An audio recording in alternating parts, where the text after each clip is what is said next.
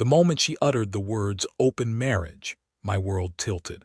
11 years of love, trust, and shared dreams unraveled in a single conversation.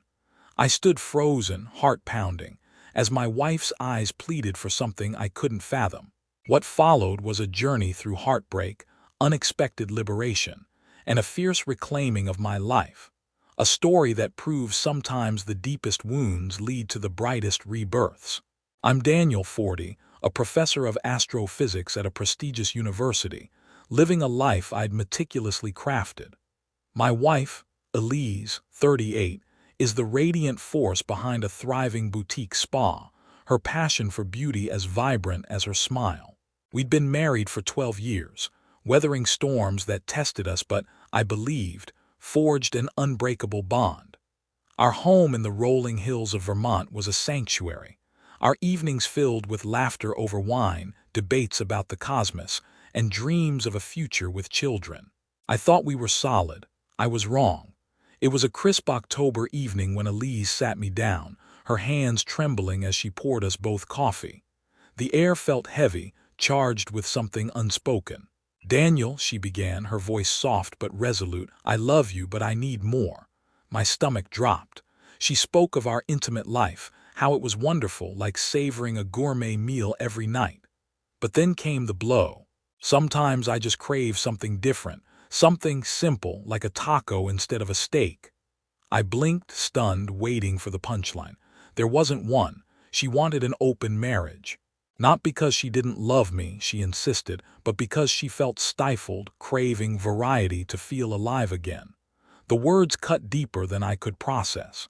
I'd spent years studying the stars, mapping the universe's chaos, yet nothing prepared me for this. I asked if she was serious, if there was someone else. She swore there wasn't, that this was about her personal growth. She framed it as fair, open for both of us. But to me, it felt like a betrayal of the vows we'd etched into our hearts. I didn't sleep that night, replaying her words, wrestling with the idea of sharing the woman I loved. By dawn, I was a man divided, torn between my love for her and the principles that defined me. The next week was a blur of tense silences and forced smiles. I buried myself in work, lecturing on black holes while my own life felt like it was collapsing into one. Elise pressed gently, her eyes searching mine for an answer. I wasn't ready to lose her, so, against every fiber of my being, I agreed to try. "But we set rules," I said, voice shaking. "Total honesty, no secrets." She nodded, relief washing over her face. I didn't know then that I was stepping into a storm that would redefine my life. The first month of our open marriage was agony.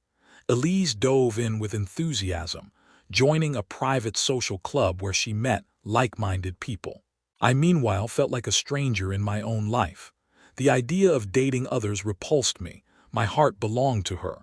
But as weeks passed, her late nights and coy smiles sparked something in me: defiance. If she could rewrite our rules, so could I. I avoided apps like Tinder, too sterile for my taste. Instead, I leaned into my university's vibrant community. A colleague in the literature department, Clara, invited me to a poetry reading. She was witty, her eyes sparkling with curiosity about my work on stellar evolution. We talked for hours, no expectations, just connection. It was freeing. Soon, I was attending gallery openings, academic mixers, even a jazz night in town.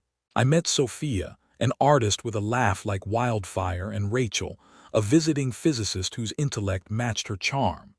Each encounter was casual, respectful, exhilarating. I wasn't chasing love, I was rediscovering myself. To my surprise, I thrived.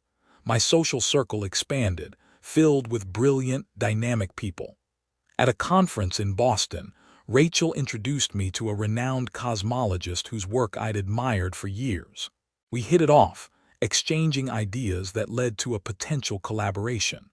My professional life soared, and my confidence grew. I wasn't just surviving this open marriage, I was building a life richer than I'd imagined. Elise, however, noticed. She'd scroll through my photos from events, her lips tightening at shots of me laughing with Sophia or debating with Rachel. "You're really enjoying this, aren't you?" she asked one night, her tone sharp. I shrugged, unwilling to dull my newfound spark. Her jealousy was palpable, a bitter irony. She'd wanted freedom, but seeing me embrace it unsettled her. I felt a pang of guilt, but it was fleeting. She'd set this in motion, and I was done apologizing for living. 4 months in, Elise called for a serious talk. She sat across from me, her eyes red-rimmed, her usual confidence gone. "This isn't working," she admitted. "I thought an open marriage would make me happy, but it's tearing me apart." She confessed she'd underestimated how it would feel to see me thrive without her. My new connections, my ease in social settings, my professional wins, they stung her. She wanted to close the marriage, to go back to how things were. I laughed, a hollow sound. "How things were?" I asked. "You broke that, Elise." Her request felt like a desperate grab for control, not love. I told her I needed time to think. In truth, I was done. The open marriage had exposed a truth I couldn't ignore.